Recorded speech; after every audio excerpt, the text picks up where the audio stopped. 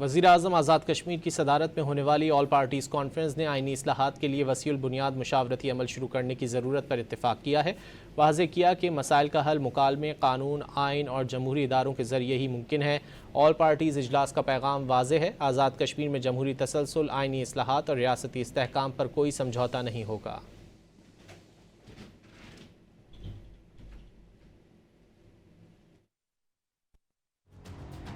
آزاد کشمیر میں جمہوری تسلسل، آئینی اصلاحات اور ریاستی استحکام پر کوئی سمجھوتہ نہیں ہوگا۔ وزیر اعظم آزاد کشمیر کی زیر صدارت آل پارٹیز کانفرنس نے آئینی اصلاحات کے لیے وسیع البنیاد مشاورتی عمل شروع کرنے کی ضرورت پر اتفاق کیا ہے۔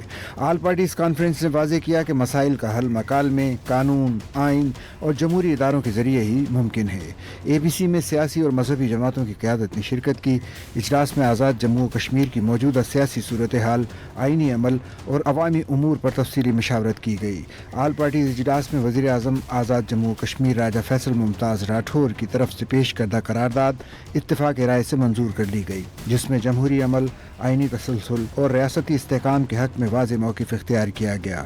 قرارداد میں قومی سلامتی کے اداروں کو آزاد کشمیر کے استحکام کا اہم ستون قرار دیا گیا۔ بھارت سوشل میڈیا کے ذریعے ریاستی اداروں کے خلاف پروپیگنڈا کر رہا ہے۔ ریاستی اداروں اور عوام کے درمیان اعتماد کو کمزور کرنے کی بھارتی کوششیں برداشت نہیں۔ انتخابی عمل کو سبوتاژ، مؤخر یا متنازع بنانے کی کوشش برداشت نہیں۔ قرارداد کے متن کے مطابق عوامی ایکشن کمیٹی کے قائدین کو بھی اجلاس میں شرکت کی دعوت دی گئی تھی۔